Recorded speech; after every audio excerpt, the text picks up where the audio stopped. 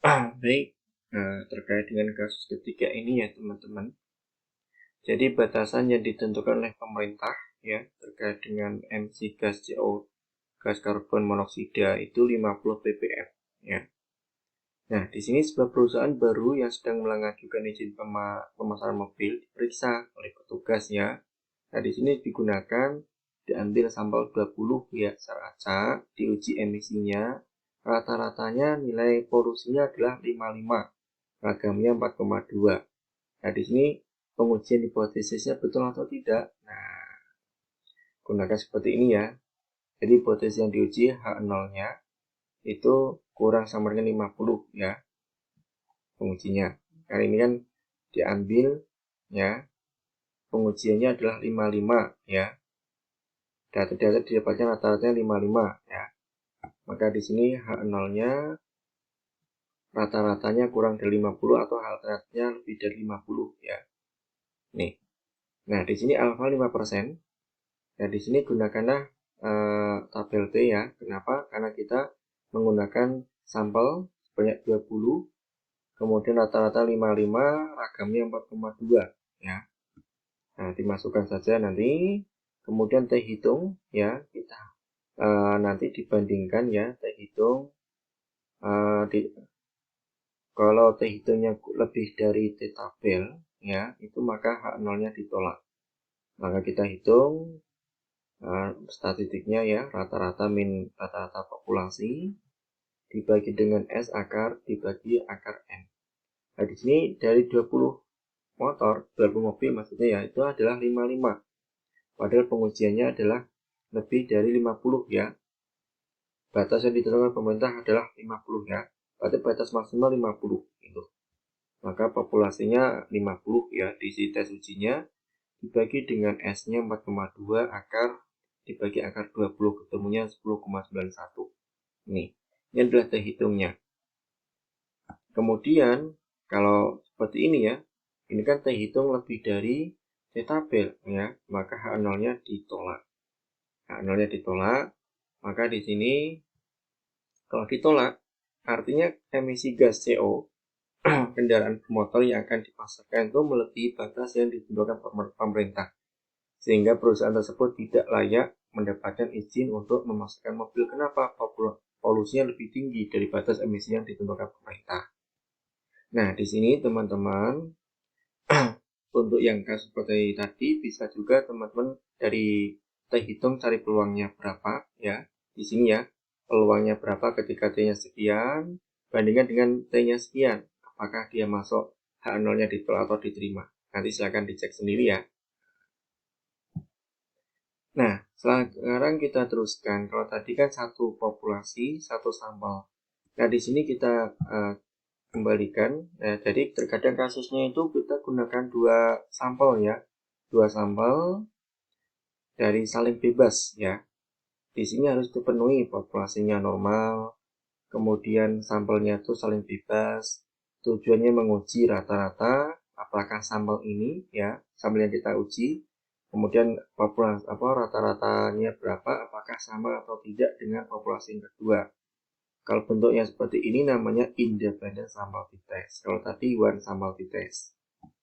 Nah, di sini tidak usah pusing ya. Jadi ini adalah hipotesisnya ya, apakah mu1 sama dengan mu2 atau diselisihkan juga boleh, atau lebih besar atau kurang ya. Kemudian ketika simpangan baku dari sampel pertama dan kedua diketahui ya. Kemudian pengujiannya dua sisi, satu sisi. Kemudian kita gunakan Z hitung ya. Rata-rata sampel pertama kurangnya rata-rata sampel kedua. Ini biasanya kurangnya DO itu nilainya terkadang 0 ya.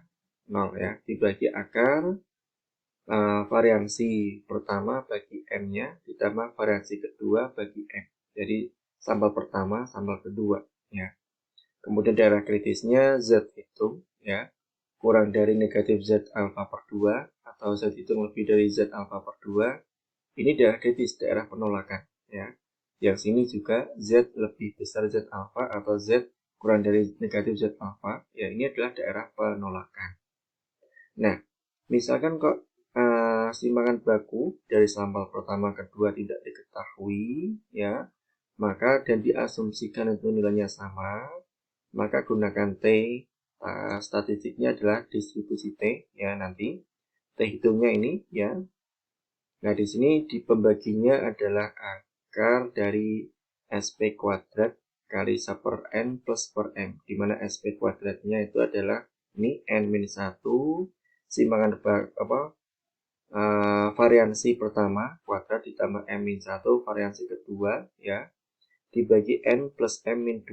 Ingat ya, S itu adalah simpangan baku, kalau S kuadrat itu adalah variansi untuk sampel, ya. Dan di sini adalah ketentuannya, apakah diterima ditolak, ya.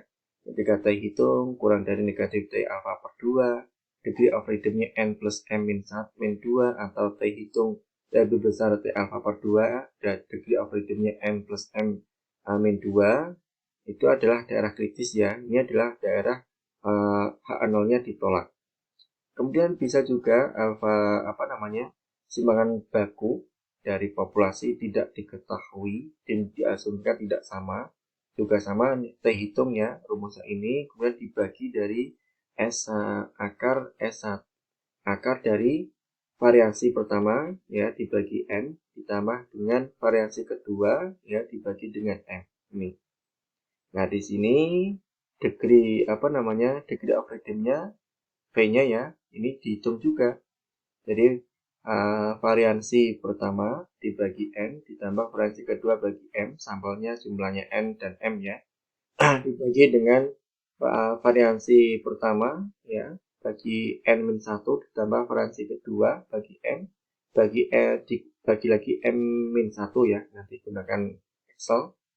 Ini daerah penentuan kritisnya.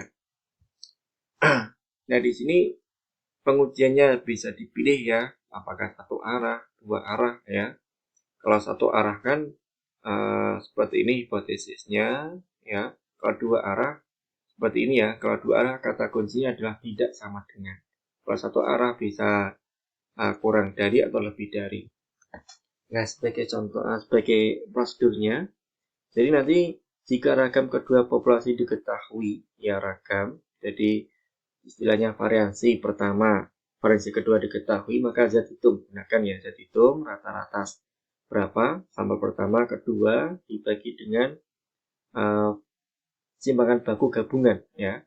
Jika tidak diketahui maka T hitungnya ini, ya, T hitungnya ini, kemudian S gabungnya ini, ya, masih dengan yang tadi. Ketika ini variansinya dianggap sama, maka SP, ya, akar dikali akar 1 per N1 ditambah 1 per N2, ya. Kalau yang tidak sama seperti ini, ya, akar dari variansi pertama dibagi N1 ditambah variansi kedua bagi N2. Nah, di sini untuk yang SP gabungannya ini tadi sudah disinggung juga dengan derajat kebebasan ini, ya. Sebagai contoh nanti akan juga kita berikan contohnya. Jadi kemudian daerah kritisnya H alternatifnya, ya, mu istilahnya kurang dari, ya, mu1 kurang dari mu2 atau mu1 lebih dari mu2 atau mu1 sama dengan mu2. Ini H0 ditolak atau diterima digunakan dibandingkan T hitung dengan T tabel, ya, apakah kurang atau lebih atau mutlaknya lebih dari, ya. Kemudian baru kita tarik kesimpulan. Sebagai contoh, ya, ada data ini, ya, data A, data B, diambil 10 lembar. Apakah dari ini rata-rata sama atau tidak, ya. Nah, di sini kita selesaikan dulu. Jadi pertama permintaannya adalah rata-rata dan ragam. Kemudian uji hipotesisnya alfa 10%. Nah, di sini rata-rata pertama, ya. Kita jumlahkan terus, ya, semua data-data dibagi 10, ya. Ketemunya X1, ya, rata-rata pertama 42,5, rata-rata kedua adalah 56,5, ya. Kemudian variansinya, ya, rumusnya ini, ya, variansi N sigma X XI kuadrat min sigma XI dikuadratkan dibagi dengan N kali N min 1. Itu variasinya. Kalau di akar ketemu simpan bakunya, tinggal dimasukkan saja ya. N-nya ada 10, kemudian sigma XI kuadrat ya, semua X-nya dikuadratkan, dijumlahkan, kemudian sigma X dikuadratkan ya, X-nya berapa, semuanya dijumlahkan, baru dikuadratkan. Dibagi ini ketemunya 106,9 ya, yang kedua 66,94 ya. Di sini hipotesisnya rata-rata perusahaan pertama sama dengan perusahaan kedua. Kalau yang alternatifnya rata-rata perusahaan pertama tidak sama dengan rata-rata perusahaan kedua. Nah, dari di sini ini ragam populasi tidak diketahui ya. Maka di sini kita asumsikan sama ya. Dia diasumsikan tidak sama ya karena tidak diketahui ya. Kecuali di soal disebutkan asumsinya simpan bakunya sama ya. Maka kita hitung gunakan ini ya, rata pertama min rata-rata kedua per rata-rata pertama ya. Nah, di sini tadi ini adalah min DO-nya biasanya 0 ya. Kemudian dibagi akar ini ya. Akar dari S2 simbangan variasi kedua ya, dibagi N2 ditambah dengan variasi pertama bagi N pertama jumlahnya ya. Tinggal aja ini masukkan 56,5 kurangi 42,5 dibagi akar dari sekian ya. Timbangan variasi bagi 10 semua ya, karena jumlah sampelnya 10. Ketemunya 3,36. Kemudian dB-nya dimasukkan juga rumusnya ya. Ini adalah variasi pertama dibagi jumlahnya, variasi kedua bagi jumlahnya ya, dibagi lagi variasi pertama dibagi jumlahnya, dikuadratkan dibagi N-1 ditambah dengan variasi kedua ya, bagi N2-nya dikuadratkan dibagi N2-1. Ini gunakan aja Excel, harus pintar ya dalam menghitung aplikasi Excel ya. Ketemunya 17,10 atau 17 ya. Nah, di sini ini T hitung ya. T hitung berapa? Kita bandingkan dengan T hitung tabel. Karena kita gunakan yang 10% ya, maka alfanya ya alfa per 2 nanti ya. Alfa per 2 degree-nya 17 ya. Ketemunya 1,74 ya, 1,740 ya. Sedangkan T hitungnya lebih dari itu ya. Lebih dari itu, maka sebenarnya ini K0-nya ditolak ya. Artinya kekuatan karton kedua perusahaan berbeda ya pada taraf signifikansi 10% ya. Nah, berikutnya teman-teman, nanti kita terkait dengan uji tetapi menggunakan data berpasangan populasinya. Ini pasangan ya. Berpasangan mungkin pretest sama posttest kan mesti sampelnya sama ya. Populasinya dia ambil secara acak. Kemudian nanti juga kedua sampelnya berpasangan. Tujuannya menguji parameter rata-rata pertama, kedua sama atau tidak ya, sebelum sama sudah itu. Di sini rumusnya. Jadi kalau yang sini uji dua sisi, yang sini uji satu sisi ya. Kemudian kita hitungnya adalah W, rata-rata W dibagi dengan simbangan baku W-nya dibagi akar N. Daerah kritisnya T kurang dari T tabel atau T lebih dari T tabel, ini ingat ya.